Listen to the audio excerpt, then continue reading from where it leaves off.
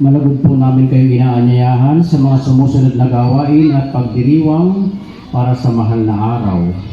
Linggo ng Palaspas, sa ika-29 ng Marso, ang pagbabasbas ng palaspas ay gagawin bago magsimula ang bawat misa.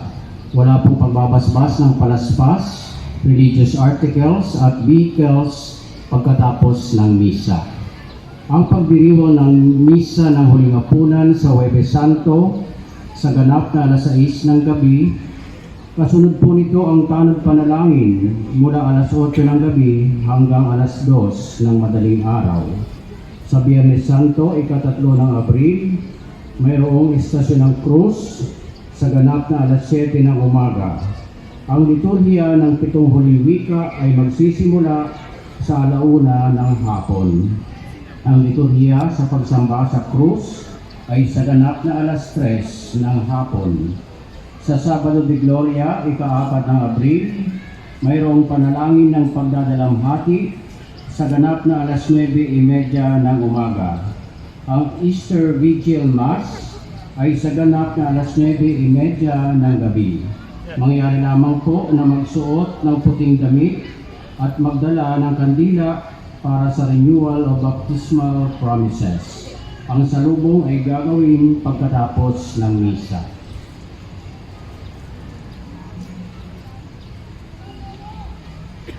Ngayon po ay linggo ng Palaspas sa pagpapakasakit ng Panginoon.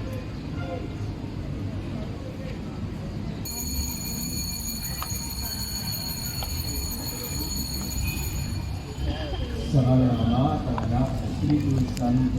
Amen. Sumainyo ang Panginoon. At sumayin. Mga kapatid, limang linggo na tayong naghahanda ng sarili para sa nagdiwang ng Pasko at pagkakasakit at pagkabuhay ng Panginoon. Sinikap natin unawain at uparin ang ating at ang ating pananalitan sa Diyos. Mga pag-ibisir, palagin ninyo at hindi dito. Kapag nakita sa inyo, sabihin ninyo kailangan ng Panginoon at hindi na bibigyo. Nangyayari ito upang matupad ang sinabi ng propeta. Sabihin ninyo sa lungsod ng Sion, masdan mo, lumalang ng iyong hari, kaya makakumbaba ang mga kahit makalahat kay Siro na sa lumakad na ang mga alagad at ang gawa ng lungsod ng Sion. Nila nila ang mahing aso at ang Siro. Isinapili na sa ikot ang mga ito ang laban-laban at sumakay. Mga kapatid, atin na po isimula na ang mga mahal na araw. Isang paglalakbay ng ating pananampalataya. Isang paglalakbay kung ating pinipilita ang masibagong pagpasok ni Jesus sa Jerusalem. Isang paglalakbay din kung saan natin makikita ang mangyayari sa buong linggo. Sa mga mahal na mga araw na ito, mas tayo ay iyahan ng simbahan na pagpapaglakbay sa ating Panginoon. Sa paglalakbay na ito, balikan natin sa ating paglakbay ng Diyos sa ating buhay. Katulad na managumpay na magpasok ni Jesus sa Jerusalem, magtagumpay naman siya pumasok sa ating mga puso at sa ating buhay. Nawa sa paglalakbay na gagawin natin ito, patuloy natin alalahay ng Diyos sa bawat atpat natin, kasiling natin siya. Sa pagpasok niya sa Jerusalem, pumasok naman sa ating mga puso. Sa ito po makasakit sa krus, naway maalala natin na pinaginawa para tayo ay maligtas. Sa kanyang kamatayan, nawa tayo mag-isa sa kanyang pagkakalangin para sa bawat isa.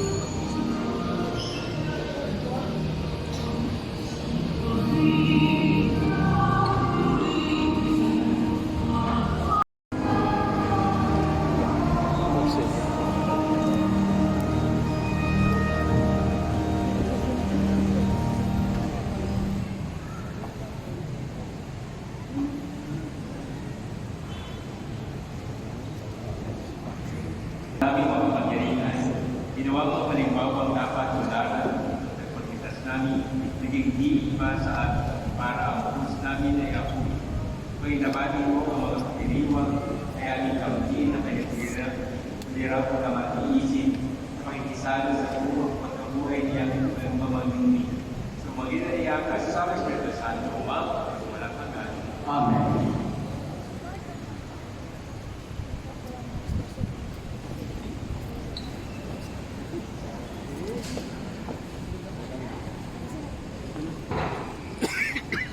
Pagbasa tayo sa Diyos.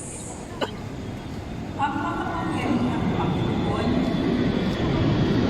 ang nagturo sa akin, nagsasabi para tulungan ang mahihina. Tuwing umagay kaniyang binuksan ang aking pagdinig. Nananabik akong malaman kung ano ang ituturo niya sa akin. Binigyan niya ako ng pag-unawa. Hindi ako nag-imansini, ni tumalikod sa kanya. Hindi ako tumutol ng pupugin nila ako. Hindi ako upo nang ako'y kanilang sundin. Pinabayaan ko silang bulutin ang bukod malibas. Gayon din nagluhan nila ako sa mukha. Ang mga pagkustan ginawa nila'y di ko pinapansin, pagkat ang makapangyarihang Panginoon ang tumulong sa akin. Handa akong magtiis na sampalin parang ito, pagkat aking batid na ang sarili ko'y di mapapahiya. Ang salita ng Diyos. Salamat sa Diyos.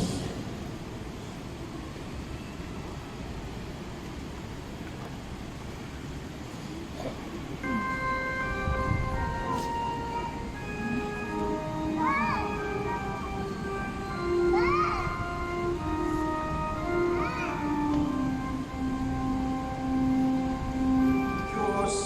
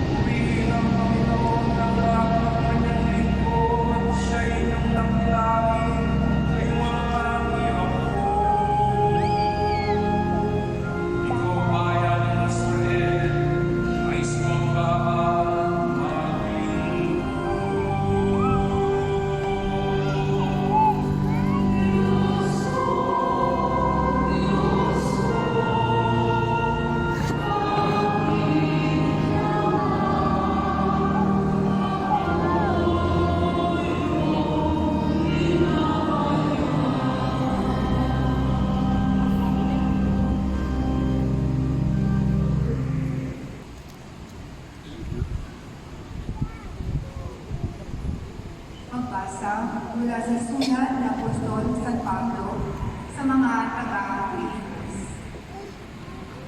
Si Kristo Jesus, bagamat siya'y Diyos, ay hindi nagpilit na manatiling kapantay ng Diyos. Bagkus, hinubad niya ang lahat ng katangian ng pagka-Diyos. Nagkatawang tao at namuhay na isang alipin. Nang maging tao, siya'y napakababa at naging masunurin hanggang kamatayan. Oo, hanggang kamatayan sa krus. Kaya naman, siya'y tinampok ng Diyos at binigyan ng pangalang higit sa lahat ng pangalan.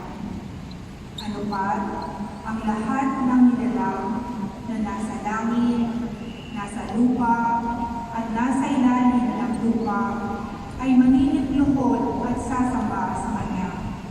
At ipapahayag ng lahat na si Jesucristo ang Panginoon sa ikararangal ng Diyos Ama.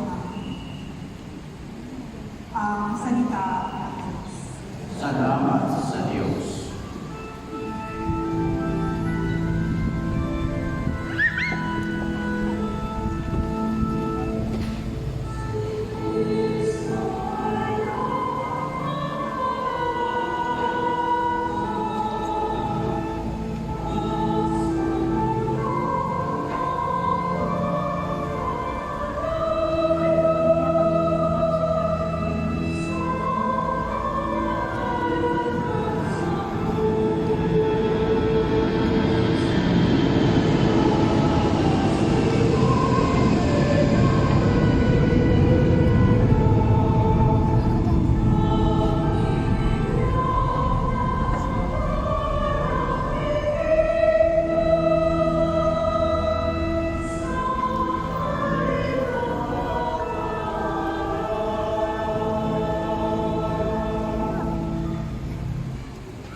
Ang pagpapakasapit ng ating Panginoong Jesucristo ayon kay San Mateo.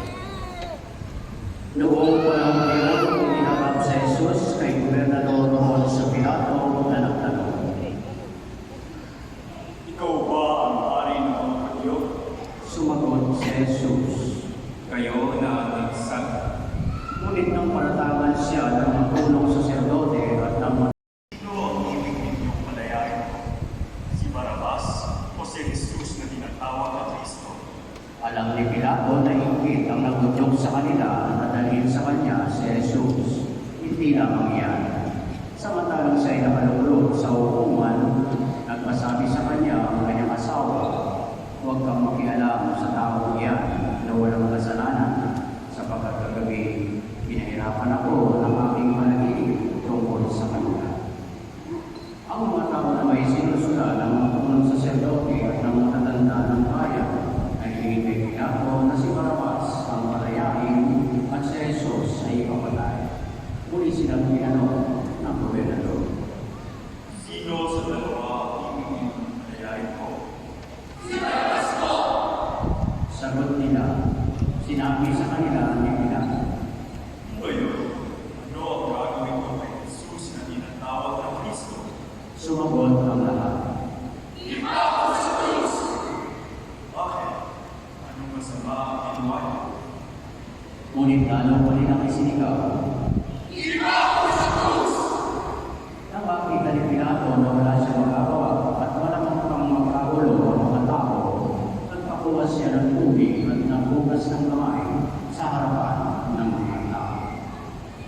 Wala akong pananagutan sa kamatayan ng tao ito.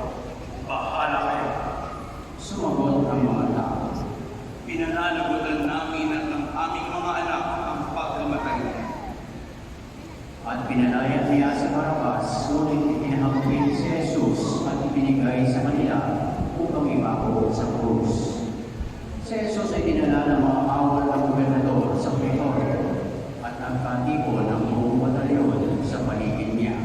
Inubara nila siya at sinuotan ng isang malapad na pulang-pula.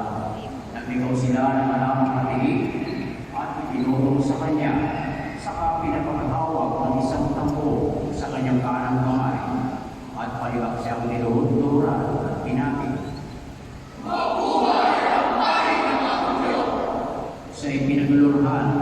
Kinuha nila ang tambo at siya'y pinagahampas sa ulo.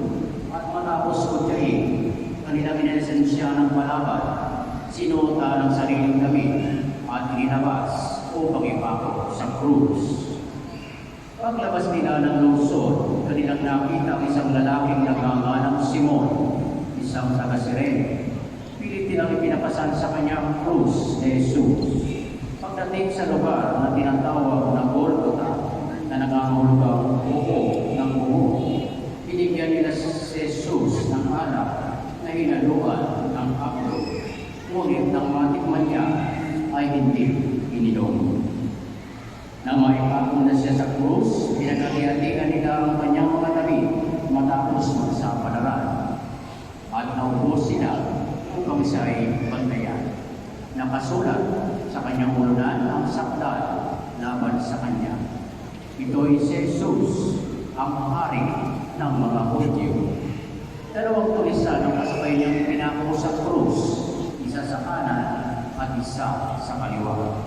Ilibak siya ng mga nagdaraan at tatango-tango pang sinabi, Di ba ikaw ang tiniba ng templo at pinagpagkatayo mo sa loob ng tatlong araw? Ligtas mo ngayon ang iyong sarili. Ikaw ba ang anak ng Diyos at bumaba ka sa krus? Inatya rin siya ng mga pulong saserdote at ng mga eskriba at ng mga tanda ng bayan. Sabi nila, Iniligtas ang iba, ngunit ang sarili di mailigtas. Di ba siya ang hari ng Israel? Bumaba lang siya ngayon sa krus, maniniwala kami sa Kanya. Nananalig siya sa Diyos at sinasabi niyang siya ang anak ng Diyos. Iligtas siya ng Diyos kung talagang iniibig siya. at inalipos na rin siya ng mga tulisang ipinako kasabay niya. Mula sa tanghaling tapat hanggang sa ikatlo ng hapon ay nagdilig sa buong lupain. Na mag-ikatlo ng hapon, sumigaw si Jesus. Elay, Elay, lema sabachthani. Ibig sabihin, Diyos ko, bakit mo ako pinabayaan? narinig ito ng ilan sa mga nakatayo roon at sinabi nila, agad tumakbo ang isa sa kanila at kumuha ng esponga, tinikmak ng maasim na alak, nilagay sa dulo ng isang tapo at ipinasipsip kay Jesus. Ngunit sinabi naman ng iba, Hintay muna, hindi natin darating si Elias upang na siya. muling sumigaw si Jesus at nanagutan ng hininga. Magsinuhod po.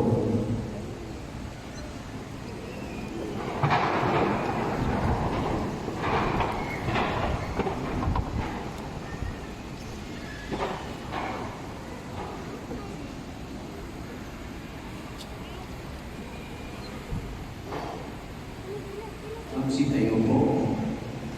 Mula sa tanghaling tapat hanggang sa ikatlo ng hapon ay nagdilim sa buong lupain.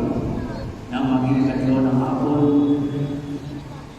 biglang napunit sa gitna ang tabing ng templo mula sa itaas hanggang sa ibaba. Nayanig ang lupa, nagbitak ang mga bato, nabuksan ang mga libingan at nabuhay ang maraming banal na namatay na. Lumabas sila ng libingan at nang muling mabuhay si Jesus, sila'y pumasok sa banal na lungsod at nakita roon ang marami. Nasindak ang kapitan at ang mga kawal na nagpapantay kay Jesus nang maramdaman nila ang lindol at masaksihan ang lahat ng nangyayari. Tunay na ito'y anak ng Diyos. Ang mabuting balita ng Panginoon. Pinupuri ka namin, Panginoon.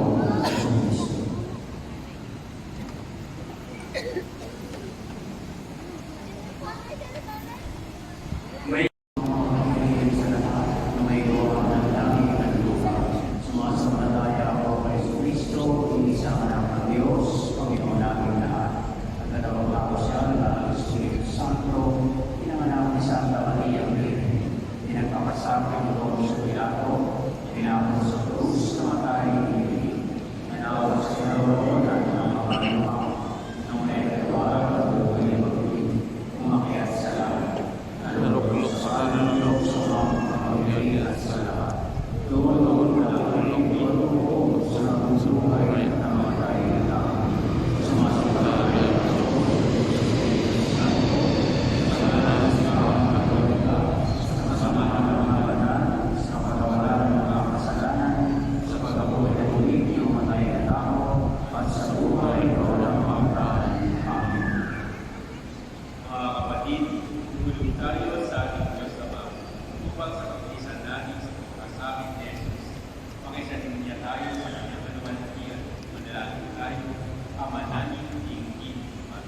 Ama namin, tingin mo kami. Para sa Santo Papa, mga obispo, pari at diakono, maging totoong saksi nawa sila ni Kristo sa pamamagitan ng kanilang taus-pusong paglilingkod sa bayan ng Diyos. Manalangin tayo. Ama namin, tingin mo kami. Para sa programa Mahalay Kapwa, maging mabisang daan nawa ito upang matugunan ang mga suliraning panlipunan at mas matulungan ang mga nangangailangan. Manalangin tayo. Ama namin, tingin mo kami. Para sa mapayapa at makatarungang paglutas ng lumalalang krisis sa gitnang silangan at mga maraming na bansa, naway ang buod ay maging pag-ibig, ang karasan ay maging habag, at ang kawalang pakialam ay mapalitan ng tunay na pagkakaisa upang ang kapayapaang nakaugal sa katarungan at awa ay maghahari sa lahat ng bayan. Manalangin tayo. Ama namin, tingin mo kami. Para sa mga catechumens, magabayan nawa sila sa landas ng pagpapakabanal tungo sa Diyos na kanilang nais sulat. Manalangin tayo. Ama namin, tingin mo kami. Para sa lahat ng mga nagpamisa dito sa pambansang lambanan ng mahalay na ang dating Saklolo. Tugli nawa ng Diyos ang kanilang kahilingan at kalugdan ang pasasalamat. Manalangin tayo. Ama namin, tingin mo kami. Ama namin, tingin mo ang aming panalangin sa iyong mga anak. Pagkaloob mo nawa, iyong ito ayon sa iyong dakilang pag-ibig at awa. Sa bagay ni Kristo, aming Panginoon. Amen.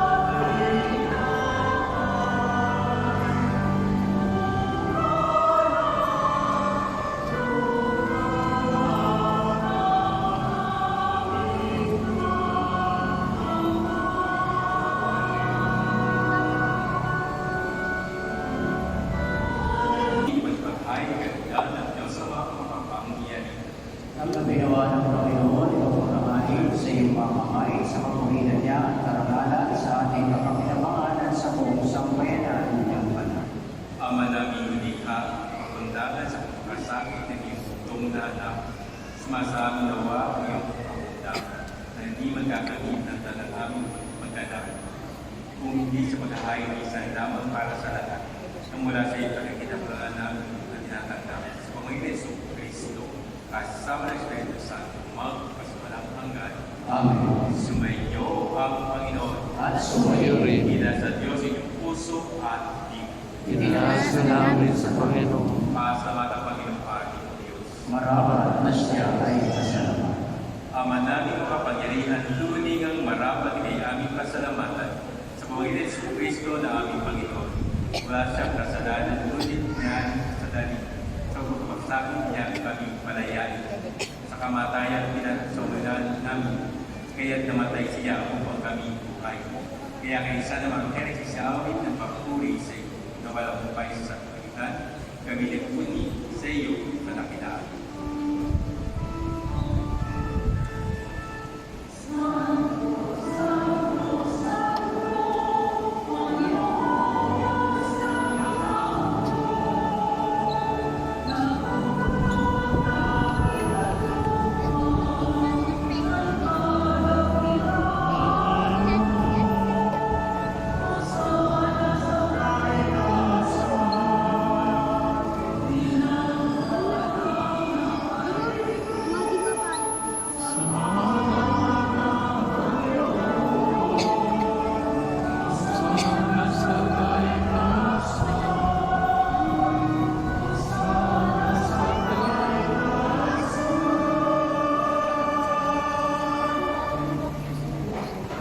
Ama namin Banal, ikaw ang kabatan ng kabatanan. Kaya sa Panginoong Espiritu, pinupanal ang mga loob na ito upang pagming katawan at dugo ng aming Panginoon Yesu Kristo. Bago niya pinag-iisang pusong loob na maging handog, ginawa niya ang tinapay, pinasalamatan kanina, pinaghati-hati niya yun, inabot sa kanyang malagan at sinabi, tanggapin ninyong ganito at kanin. Ito ay katawan, liyahan ko para sa inyo.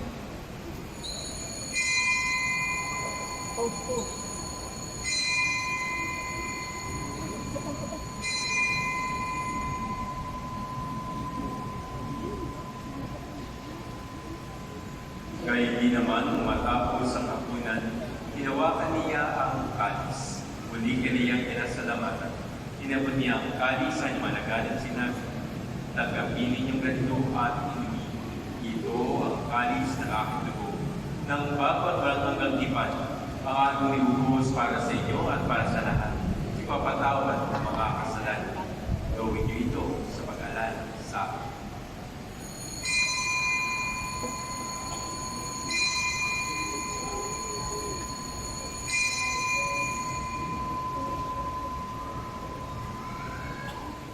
Ipagmungin natin ang misteryo ng pananampalataya.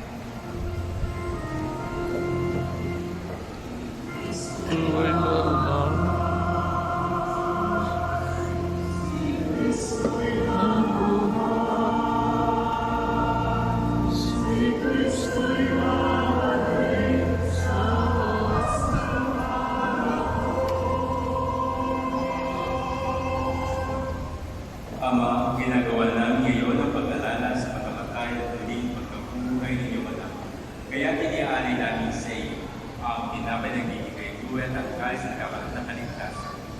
Kami nagpapasalamat dahil kami narapat tuloy sa araw mo para magtungkol sa iyo. Sinasamo namin yung magsasalo-salo sa kalawan ni Kristo ay babukod sa kakaisa sa pamamagitan ng Espiritu Santo. Ama, tingnan yung simbahang laganap sa buong daigdig. Puspusin kami sa pag-ibig, kaysa niyo na aming Papa at ni Jesse na mismo at tanang kapatid. Alalahay ko ang pag-ibig, kawalan pinapatid lahat ng masang sa buhay na walang wakas. Kaysa naman ang Birheng Maria na ina ng Diyos, kaysa isa na kanyang pamiyak ng puso, kaysa na apostol at ang lahat ng mga banal, na lumuhod sa igdig ng kalugod sa iyo, kay pag-ibang banal, puris, kararangan, sa buhay na walang, ang Panginoon.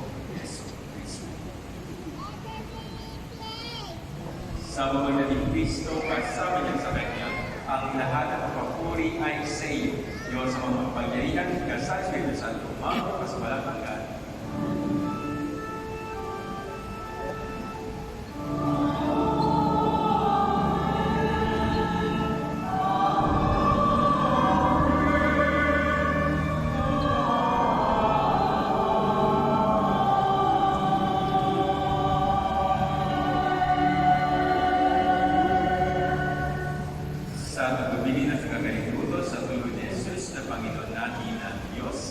Ipahayagan ngayon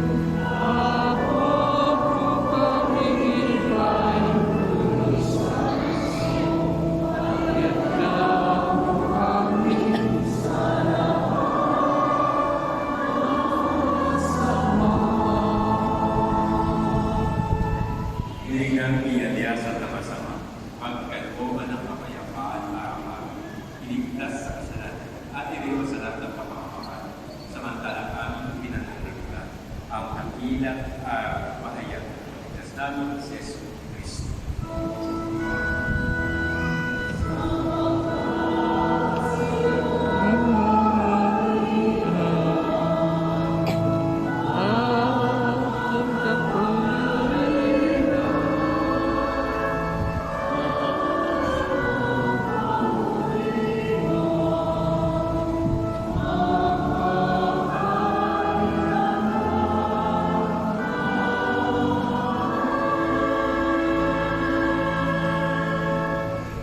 Panginoong Yesu Cristo, sinabi mo si mga apostol, kapayapaan ang iwan ko sa iyo, ay kapayapaan ang ibigin ko sa iyo.